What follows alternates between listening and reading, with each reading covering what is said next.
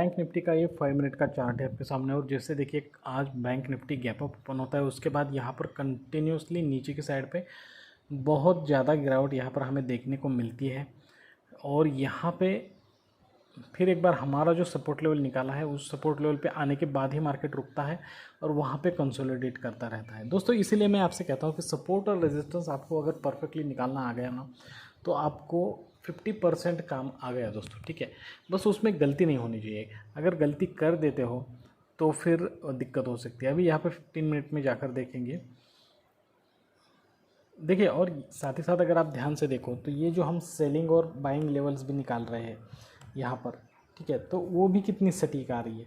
जो भी buying level निकाला है उसके ऊपर ही मार्केट रुक रहा है पिछले 4 दिनों से, ठीक है। पिछले 4 दिनों से मार्केट देख सकते हैं आप, यहाँ पर आया है नीचे, फिर ऊपर गया, फिर नीचे आया, फिर ऊपर गया, फिर नीचे आया। इसका मतलब क्या है दोस्तों कि अगर ये लेवल ब्रेक हो जाएगी नीचे के साइड पे तो बहुत ज़्यादा सेलिंग हो सकती है, ठीक है। और अगर इस लेवल को सस्टेन करेगा, ठीक है, तो यहाँ से काफ़ी ऊपर की तरफ भी जाने के चांसेस हो सकते हैं, ठीक है। तो अब यहाँ पे जितने भी सेलर बैठे हैं इस साइड पे जो हमने ऊपर सर्कल निकाल के रखे हैं, तो वो ये नहीं चाहेंगे कि उनका अभी यहाँ से नीचे तो आया है ना, तो यहाँ पर बहुत ज़्यादा प्रीमियम डिके हो चुका है, ठीक है।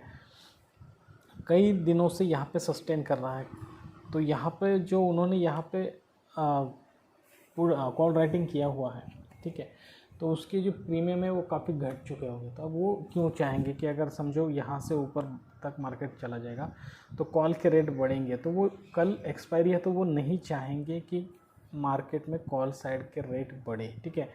और अभी यहाँ तक तो कई दिनों से मार्केट यहीं पे इसी लेवल पे रुक चुका है, ठीक है।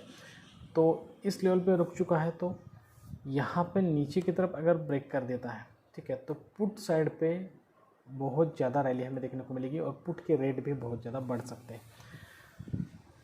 तो यहाँ पे भी एक पुट राइटिंग इसी लेवल के आसपास कहीं पे हो सकती है, ठीक है, क्योंकि यहाँ पे नीचे आने के बाद समझो बहुत ज़्यादा पुट के रेट बढ़ेंगे तो यहाँ पर पुट राइटिंग हो सकती है।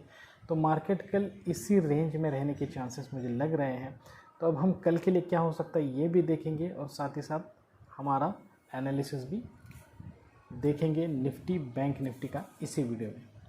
दोस्तों मैं हूं श्रीशैल और आप सभी का स्वागत करता हूं आपके अपने YouTube channel trade with attitude में। अब यहां पे 15 मिनट का चार्ट है और बिल्कुल सपोर्ट रेजिस्टेंस वही रखेंगे। 200 मूविंग एवरेज और 9 मूविंग एवरेज हमारे लिए काफ़ी इंपॉर्टेंट है जो हम यहाँ पर रखें, ठीक है। तो यहाँ पर दोस्तों मैं हमेशा कहता रहता हूँ कि सपोर्ट लेवल को ब्रेक नहीं करता है और उसके ऊपर कंसोलिडेट करता है तो मैक्सिमम चांसेस मार्केट नीचे आने के होते हैं, ठीक है।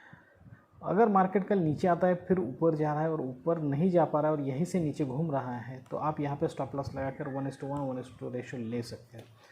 अब यहाँ पे आप बोलोगे कि यहाँ पे मूविंग एवरेज का कोई कम्बिनेशन नहीं हुआ है, तो फिर भी देखिए चाहे तो आप ऐसा भी कर सकते हो या फिर चाहे तो आप कम्बिनेशन होने के बाद ही ट्रेड करना बेहतर होगा मेरे ख्याल से। तो अगर बैंक निफ्टी में इस तरीके से कोई ट्रेड नहीं मिलता तो उस दिन ट्रेड ही नहीं करना है हमें, कम्बिनेशन अगर नहीं मिलता है मूविंग एवरेज का तो। लेकिन फिर भी यहाँ पर एक एनालिसिस के तौर पर बता रहा हूँ, ये भी एक दूसरी साइड है कि इस तरीके से भी आप ट्रेड कर सकते हो। हालांकि मैं नहीं करता हूँ, मैं जब तक मूविंग एवरेज एक दूसरे को क्रॉस नहीं करते तब तक ट्रेड नहीं करता हूँ, चाहे निफ्टी हो बैंक निफ्टी हो। आज मैंने इप्का लैग में एक इप्का लैब ऑप्शन का स्टॉक है उसमें ट्रेड किया था और साथ ही साथ हिंद यूनिलीवर का भी एक ऑप्शन का स्टॉक है उसमें ट्रेड किया था। और हिंद यूनिलीवर में मेरा थोड़ा सा लॉस हुआ लेकिन इप्का लैब में मेरा प्रॉफिट हुआ है। जब भी मुझे कभी यहाँ पे इस तरीके से कोई अपॉर्चुनिटी नहीं मिलती है तो मैं स्टॉक ऑप्शन को ढूंढता हूँ। स्टॉक ऑप्शन में भी कोई अपॉर्चुनिटी नहीं मिलती है तो मैं क्रूड ऑयल में ढूंढता हूँ, और अगर क्रूड ऑयल में नहीं मिलती है तो मैं फिर उस दिन ट्रेड करता ही नहीं, ठीक है दोस्तों।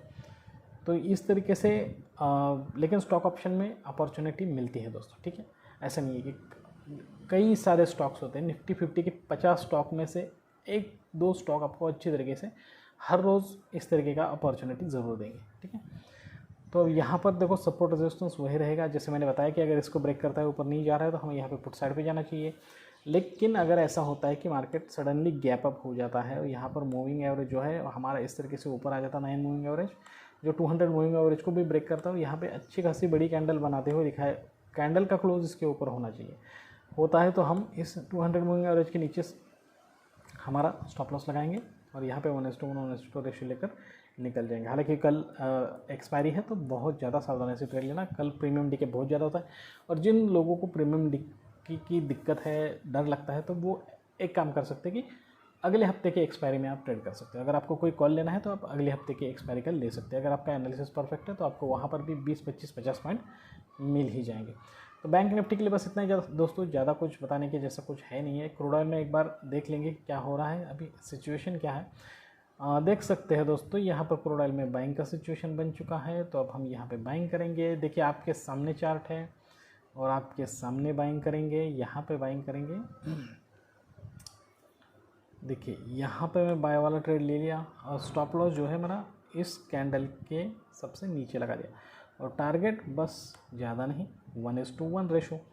देखो यही तो मैं बोल रहा हूँ ना कि अगर आपको एक इंस्ट्रूमेंट में अगर अपॉर्चुनिटी नहीं मिल रही है तो उसमें इतना दुखी होने की कोई ज़रूरत नहीं है। आपको कई सारे इंस्ट्रूमेंट से, बस आपको पहले जो ध्यान देना है वो आपको ध्यान देना है अपनी प्रैक्टिस पे, अपनी साइकोलॉजी पे, और इस तरीके से आपको मार्केट में ट्रेड करना है। ठीक है। अब जैसे दोस्तों कि ये जिस तरीके से 9 मूविंग एवरेज ने इसको काटा है, 200 मूविंग एवरेज को, ये मैं हर रोज़ आपको बताता रहता हूँ। तो देखिए यहाँ पर उसको काटा है, उसके बाद मार्केट ऊपर गया, फिर यहाँ पर थोड़े बहुत जो सेलर हैं उन्होंने सेलिंग करने की कोशिश की, फिर यहाँ पर बायर आए। इसका मतलब कि बायर यहाँ पे स्ट्रांग है, सेलर वीक है। ठीक है। तो यहाँ पे बायर के स्टॉप लॉसेस यहाँ पे नीचे के साइड पे होंगे, तो यहाँ पर मार्केट यहाँ से ऊपर जाने के ज़्यादा चांसेस मुझे लग रहे हैं।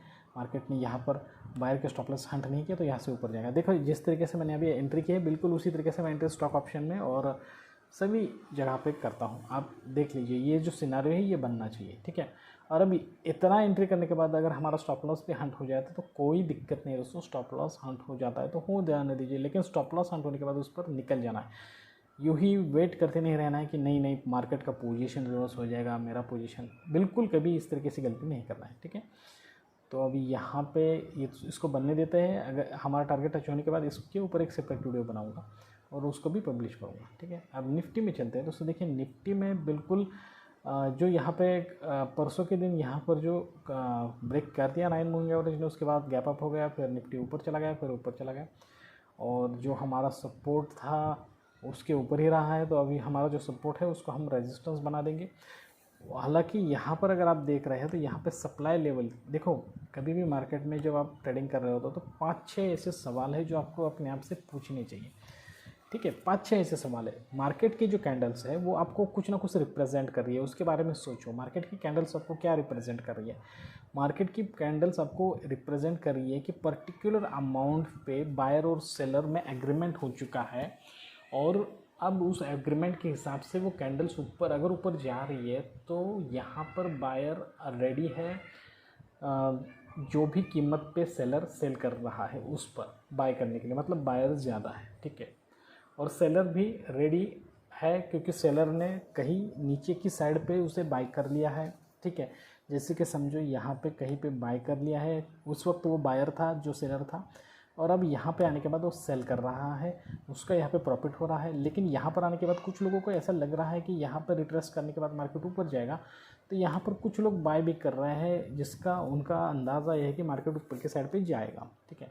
तो उसके बाद मार्केट ऊपर चला जाता है, फिर यहाँ पे कुछ लोग सेल करते हैं, फिर मार्केट ऊपर चला जाता है। ठीक है। ऐसे करते करते एक सर्टन पॉइंट आ जाता है। बस यही सोचना है हमें कि एक्चुअली मार्केट में चल क्या रहा है। एक सर्टन पॉइंट आ जाता है। अब यहाँ इस पॉइंट पे आने के बाद आप ये सोचना कि अगर यहाँ पे सेलिंग शुरू हुई है, काफ़ी ज़्यादा सेलिंग शुरू हुई है, तो यहाँ पे सेलिंग हुई क्यों है, ये क्वेश्चन आपको खुद के बारे में पूछना चाहिए। ठीक है। क्यों? अगर समझो यहाँ पे कोई बहुत बड़ा सेलर बैठा हुआ है इस लेवल पे, तो वो इस तरीके से सोच सकता है कि अगर उसे ऐसा लगता कि यहाँ पे मार्केट और भी ऊपर जा सकता था तो उसने इस लेवल पे ही क्यों बेच दिया। ठीक है। आपको समझ में आ रहा है मैं क्या कह रहा हूँ? कि अगर उसे ऐसा लगता कि मार्केट यहाँ से बहुत ऊपर जाएगा तो उसने इसी लेवल पे क्यों बेच दिया। ठीक है। जिस तरीके से ये बड़ी कैंडल, तो जब बहुत बड़ी कैंडल या फिर कोई मुंह मिलता है ऊपर से नीचे की तरफ, आपको पिछला दिखाई देता है ना इस तरीके से, तो आपको सोचना चाहिए कि इस लेवल के ऊपर बहुत ज़्यादा सेलर नहीं है बैठे हुए, तो बहुत ज़्यादा बायर भी नहीं आएंगे इस लेवल के ऊपर। तो इसलिए यहाँ से बाइंग होने की चांसेस कम है। हालांकि ऐसा नहीं है, कभी कभार हो भी सकता है, ठीक है, लेकिन 80% to 90% यहाँ से मार्केट नीचे की तरफ घूमता है।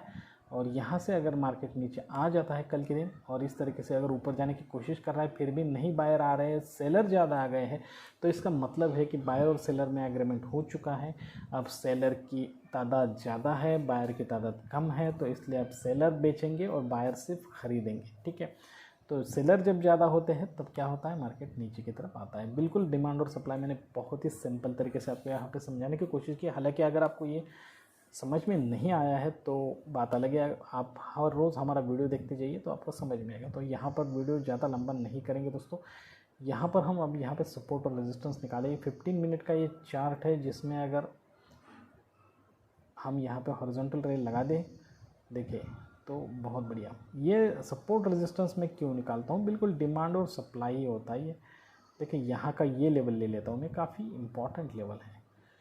तो अब यहाँ पे जब, जैसे मैंने अभी आपको बताया कि निफ्टी में अगर मार्केट यहाँ से नीचे आ जाता है फिर ऊपर जाने की कोशिश कर रहा है, नहीं जा रहा है, तो इसका मतलब है कि ये जो सेलर है उनके स्टॉप लॉसेस यहीं पे कहीं लगे होंगे, तो वो यहाँ पे ऊपर के साइड पे नहीं जाएगा, यहाँ से नीचे ज़्यादा आने की कोशिश करेगा, ठीक है। और अब यहाँ पे बहुत ज़्यादा सेलर एक्टिव कब हो सकते हैं, जब यहाँ पे जो भी बायर बैठे थे उनके स्टॉप लॉस हट होंगे तो वो बायर बनेंगे सेलर और यहाँ से मार्केट और भी ज़्यादा नीचे जा सकता है, ठीक है। तो इस तरीके से आपको सोचना है कल निफ्टी में पुट साइड पे और बैंक निफ्टी में कॉल साइड पे, दोनों साइड पे हमें ऑप्शंस ढूंढने होंगे। अदरवाइज़ अगर इस तरीके से कोई ऑप्शन नहीं मिलता है तो हमारे डिमांड और सप्लाई के हिसाब से आपको सोचना है और उसी तरीके से ट्रेड लेने की कोशिश करना है। अब जाते जाते थोड़ा सा क्रूड ऑयल में देखेंगे, अगर वहाँ पे कुछ मूवमेंट बन चुका है तो ठीक है, नहीं बन चुका है तो कोई बात नहीं है। उसमें जो भी हो दोस्तों, स्टॉप लॉस हंट हो या फिर अगर इसमें टारगेट अचीव होता है तो ही वीडियो बनाऊंगा, अगर स्टॉप लॉस हंट हो जाता है तो कल की वीडियो में आपको बता दूंगा। और यहाँ पर आप खुद भी जाकर ट्रेड देख सकते हो क्रूड ऑयल के चार्ट पे जाकर, ठीक है। तो आज के लिए बस इतना ही दोस्तों। अगर ये वीडियो आपको अच्छा लगा, इन्फॉर्मेटिव लगा तो प्लीज़ हमारे चैनल को लाइक करना, शेयर करना, सब्सक्राइब करना, जल्दबाजी मत करना दोस्तों। हालांकि ये बात ज़रूरी है कि आपको कुछ चीज़ें समझ में नहीं आ रही हुई अगर आप न्यू कमर है तो, लेकिन धीरे धीरे हमारे चैनल को फॉलो करते रहिए तो आपको सभी चीज़ें समझ में आएंगी। तो जल्दी इस तरीके के अच्छे और इन्फॉर्मेटिव वीडियो के साथ आप सभी से मुलाकात होगी, तब तक के लिए दीजिए इजाज़त। Thank you very much, bye bye दोस्तों।